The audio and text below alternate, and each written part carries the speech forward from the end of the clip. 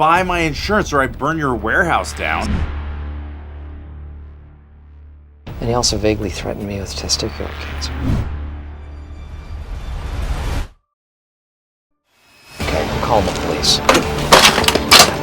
If they find out you snitched, you get a dead horse's chopped off head in your bed. We think it's a straightforward kidnapping. Bermuda Triangle. Please don't call again. Jim?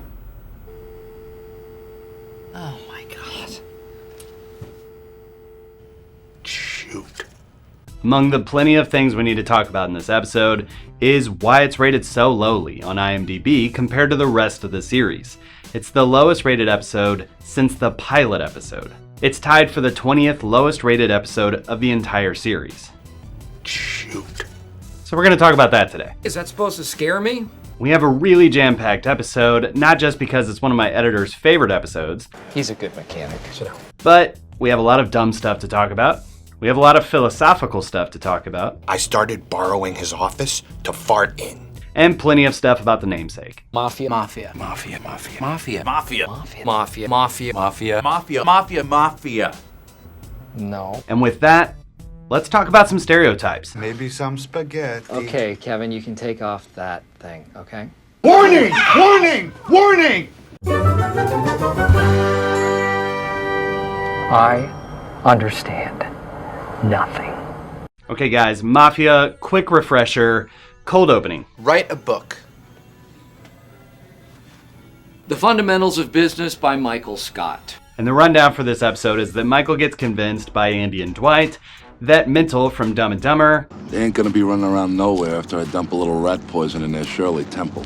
is a mobster. There is no such thing as monsters. And the rest of the episode plays out like a traditional sitcom, with Michael attempting to muster courage, Don't do it. Don't. Just do it. Don't. and it all climaxes with Michael getting deceived into standing up for himself. He's trying to intimidate you to close sales. He's just a pushy salesman. You suck. Right, so maybe one of the reasons this episode is rated so low is because it feels like the setup and payoff is pretty cliche. And rightfully so, the cliche even has a name. It's known as the motivational lie. And it goes like this. The good guys are in a jam, and things are looking bleak. He's gonna burn the warehouse down or run one of our trucks off the road. Your secret stuff.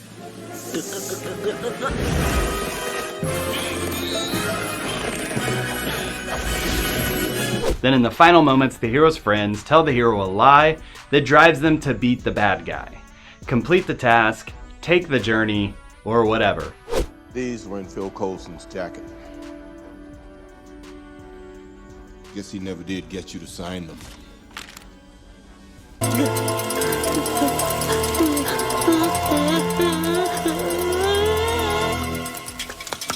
What happened? You didn't do anything. Oh, didn't I? Nothing dissolves glue better than human sweat. Stealing your brilliant ideas, calling them his own. He's using you. No. No, no! Pathetic simpleton. Often these lies are really short-sighted, and there's not much long-term planning on what they'll do after the truth is exposed. When somebody threatens you, you give in right away. If they find out you snitched, you get a dead horse's chopped off head in your bed. But it's a cliche, so the lie does the job, the heroes raise up, they kick some names, and they move on to the next adventure after sorting through a little bit of the drama. If you think that I am capable of doing this, then go put a bullet in my head and kill me right now. Still, he had to go, right? And maybe that's one strike against Mafia. It's cliche storytelling, which in this case makes this episode feel very sitcom-ish. Nothing behind the toilet except this roach motel. Oh! Less of a normal episode of The Office with the mockumentary style. So let's play around with this idea of the sitcom. Did anybody else play that game, Mafia, when you were a kid? Where everybody gets cards or something and then it's like Among Us, right? It's like somebody's the Mafia person and then every night you close your eyes and then the Mafia people pick who they want to... You get a dead horse's chopped off head in your bed. It was a fun game. Anyway, let's talk about Grotti.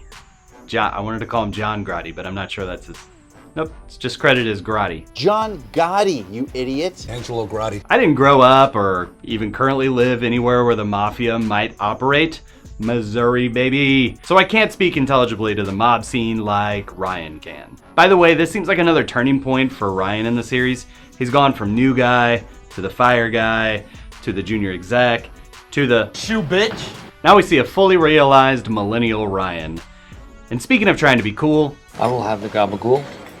Not gonna lie, after watching this back in 2009 for the very first time and even several subsequent rewatches, I thought the joke here was that Michael was just making up a funny word. You know, gabagool. But it is a thing. It's similar to salami if you didn't know. Gabagool. Over here. You can call me stupid for not knowing that. It's cool. I grew up in a cornfield down the street from here. We didn't have much choice in Italian cold cuts where I'm from. Interestingly though, I think the joke actually works pretty well both ways. Mike Starr as Grotti is pretty awesome. He pulls off this obnoxious salesman perfectly. I hate dealing with salespeople in general, as I've already talked about at length on this channel. It's like a great basketball player having to listen to a bad basketball player. But Starr strikes that perfect feel of just a little too aggressive. And he also vaguely threatened me with testicular cancer. Watching this though, I did wonder if Grotti's move to another table was an intentional nod to the power play discussed in the negotiation. Let's go. Yeah, let's go. Also, and here's your PSA for the day, treat your servers with some respect. If the sauce does not come on the side, I will send it back. I want garlic bread, toasted, not burnt. If it comes burnt, I will send it back. Let's pretend Grotti is who they say he is, probably muck duck people in the recent past. He drives an SUV. No, wait, more trunk space. Or should I say corpse space? And was actively threatening our beloved trio here. For me, somehow, his treatment of this server would still be worse than everything else his character would do. Bring him the gabagool. Treat servers with some respect. Respect. R-E-S-P-C-T. But back to the point, he is being pretty aggressive with Michael.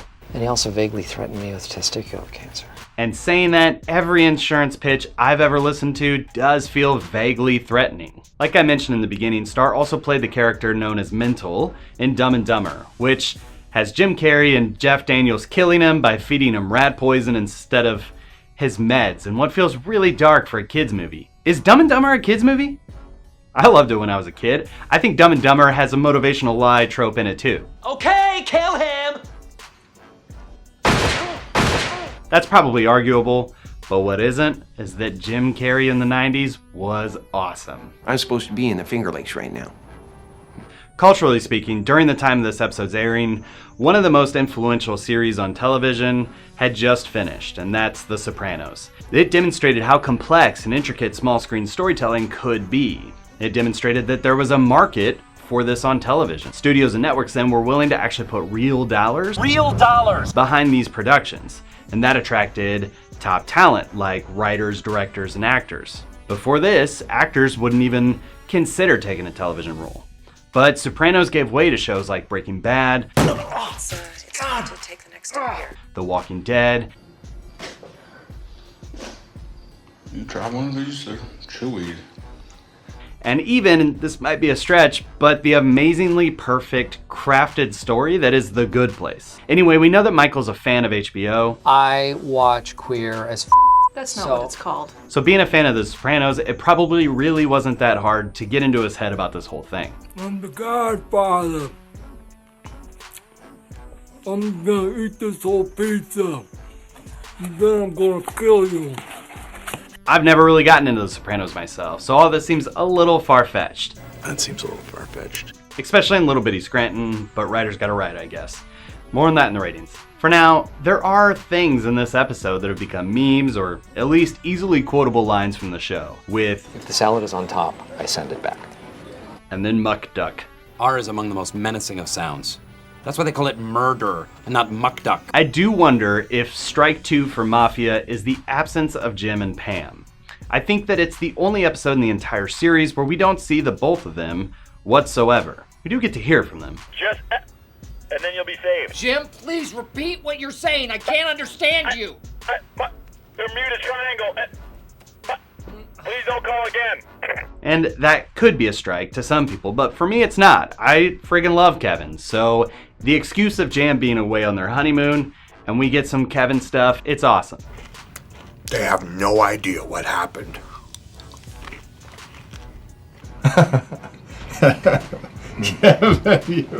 Working for a fintech, I also wonder if this episode, plus evolving mobile phone technology, is why fraud detection's gotten so much better. No, I think that we should let the criminal use the card a little longer. Very funny, sir. We do have an amazing piece of cut content from this episode that we have to talk about. One that I'm intrigued by how Peacock is going to handle this. And I've already talked about this whole idea of what's canon, what's not, but there's a whole C-plot in this episode in which Aaron accidentally ruins Pam's painting. Why are you cleaning Pam's painting? Because friends clean each other's stuff. It's frantic and it's cringe and stressful and I love it. But I think it was basically cut out from all streaming, and correct me if I'm wrong, I don't think this ever even saw the light of day.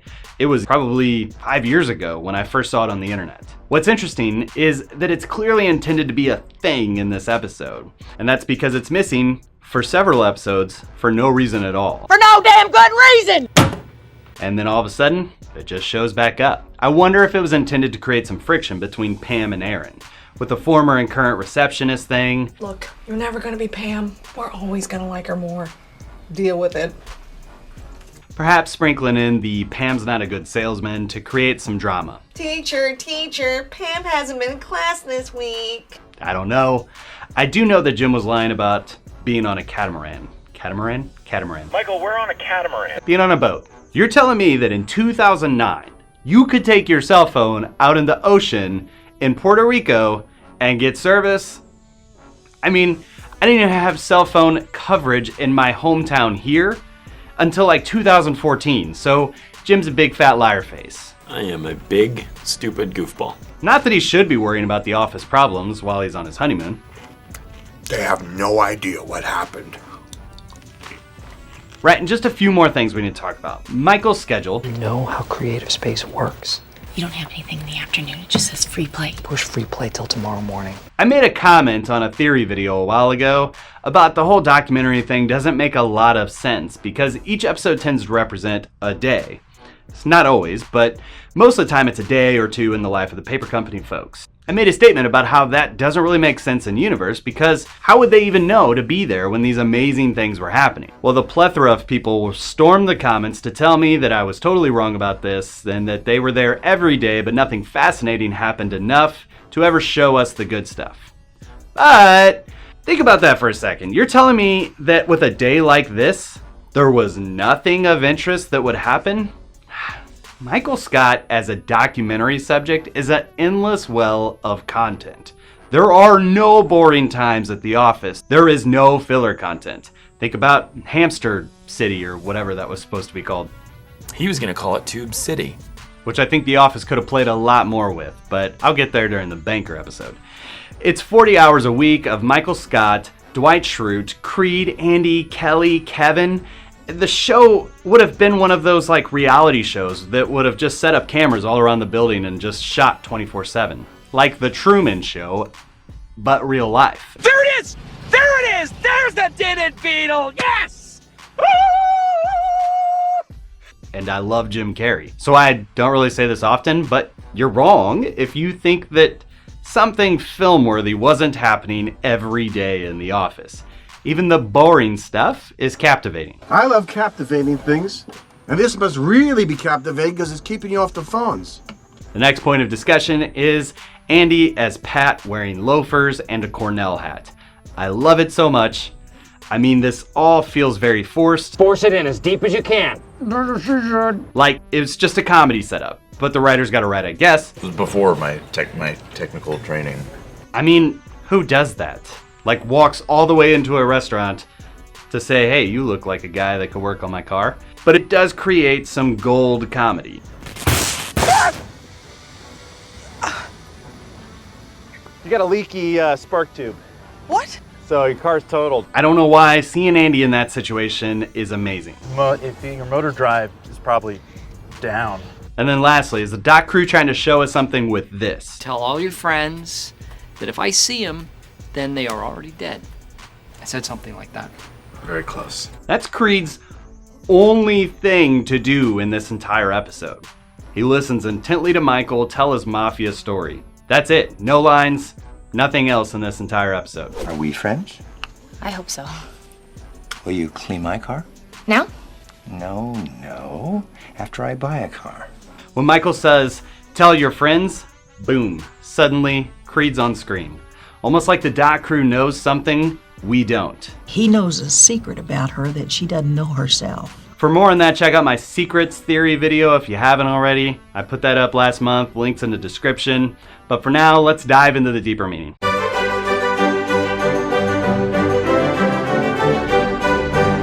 What does a bean mean? Someone please explain it to Cap. I'm going to try to keep this brief and simple. I'm going to try. I think this episode's a look at identity versus who we really are. Almost an id and ego thing, but I'll save the whole Oedipus complex thing for next episode. I could give a about your happiness. Stop dating my mother. Okay, that's not technically an Oedipus complex, but maybe it is. Your mom, I just figured you might have. Yeah. I mean, really doesn't like Jeff. I hate you. Okay, we're gonna get there next week. Whew. So there's an interesting setup here the further down the rabbit hole that we want to go. In the narrative, there are several people fronting. Andy fronts as Pat the mechanic, Kevin fronts as Jim, and this guy fronts as Creed Bratton. And that may give us a clue into what the writers were going for in this episode. And maybe I'm giving this one too much credit. But I am not. But since there were so many story cliches in this episode, let's look at the main characters from that perspective. Grotty's mistaken for Mafia, when in reality he's just a douchebag. He's the big bad in the story. The danger, the threat, the thing the heroes need to overcome. Michael battles with which identity trope he wants to embrace. The courageous hero, You suck! or the meek townsman. Andy fits the bill for the guile hero. The guile hero is one who operates by playing politics and manipulating the bad guys. Here's a recommendation from former U.S. Senator Rick Santorum. The guile hero trades swords and guns for charm and wit and political or financial acumen. Black goes on the red with the, if we positive. And in-depth knowledge of human nature. If they find out you snitched, you get a dead horse's chopped off head in your bed. Mix all of that with the bumbling sidekick trope, and you've got Andy. If your motor drive is probably down. Dwight then fits the Lancer trope, which is the hero's foil, meaning that they help the hero shine brighter. He's trying to force you to decide on a policy. Okay. Think like Han Solo. And yeah, I just compared Dwight Schrute to Han Solo. This is good. I think I should make a whole video about this. Anyway, the Lancer is the number 2, and as a number 2, they fill in the gaps of the hero's leadership style. If the hero is charismatic, they tend to be a mastermind. If the hero is level-headed, they tend to be headstrong. If the hero is rash, they tend to be a calming influence. These guys gonna take care of your things if you die tomorrow? Yes. All of those things tend to fit Dwight to a T. Also mix in the bumbling sidekick thing, and you've got Dwight. We have let Michael down, and it's 85% your fault. So with all the storytelling elements in this episode mixed with the cliche plot points, it seems to maybe provide a really fascinating introspective challenge for us to look at who we really are and what parts we want to play in the stories of our lives. And maybe just add in that a lot of life's challenges can feel so big and difficult to overcome, but a lot of them are based on lies and fears and misconceptions or bravado of others. And he also vaguely threatened me with testicular cancer. Not all of them, but some of them. So find your allies, conquer the big bad, win the day, and move on to the next one, because that's what life is. It's not Stop and Shop, I send it back. Okay. Large. If it's a medium, I send it back. If it's an extra large, I send it back. It's a really cool thing, but it could also represent dealing with buyer's remorse too. How do you return coffee? Go. But let's go with the big, epic, virtuous one. Anyway, let's rate this thing. This is the worst. Okay, not gonna lie. I thought I was gonna bash this episode a little bit more than what I did. My original take was gonna be something like this. Why does this episode even exist? What you people don't know about the Mafia, I could fill a book with. Write a book. The Fundamentals of the Mafia by Michael Scott. Chapter 1. The Mafia Man. I think I only really came up with 2 strikes, but you know what they say. Fool me once, strike one. But fool me twice, Strike 3. But having spent some time now with Mafia, trying to figure it out what makes it tick, and really kind of analyze what the writers were going for, I think I kind of like it. Starting with the cold opening, which is really simple and indicative of the type of work that Steve Carell can pull off. Over 1 billion sold. More than the Bible, I'm not surprised. Literally, he's amazing at this. There's also some awesome Somehow I Managed notebooks out there. I'll put a couple of links in the description. I give this cold opening a 4 out of 5. It's a simple premise, amazing execution, and the silence speaks volumes for the character of Michael Scott. Rating this episode though, okay, it was written by Brent Forrester, who wrote a ton of other good filler episodes of The Office. It was directed by lead editor for the series, David Rogers, who we'll see a lot more over the next few seasons. So a quick reminder though, before we get into it, my scaling doesn't really compare to IMDb's. So IMDb's range of really bad episodes goes from the low 7s to all the way up to 10. But the low 7s would be somewhere as like a 1 out of 5 on my scale. And this episode definitely doesn't deserve a 1 out of 5. Reading through the IMDb reviews, asking the Discord, and some of y'all, it just seems like this is no one's favorite episode. And after the highlight of the Niagara episode and coming off the stress relief effect and all the zaniness, I do think this episode's relegated to a lot of people's minds as just a blah episode of The Office. It's often forgotten. And then there's the cliche nature of the plot of this one. That's even commented on in the episode itself. Are you saying that we surgically remove the fear center from Michael's brain? What is wrong with you? I am talking about convincing Michael that the guy's not Mafia. But on that point, we know that Grotti isn't Mafia. I mean, at least we think he's not. Just to be clear, he backed down an insurance agent from Mutual of Harrisburg. And thinking this episode is too fantastical seems off base because that's not what's written. I think it's entirely believable that these three guys might fall into a self-made delusion, and we get to watch the chaos ensue. So all up, I give Mafia a 3 out of 5. You would love it.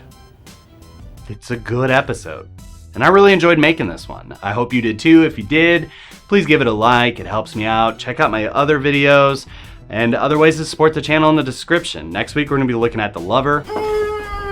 Yes! Which is gonna be awesome. Thank you so much for watching, and we'll see you next time.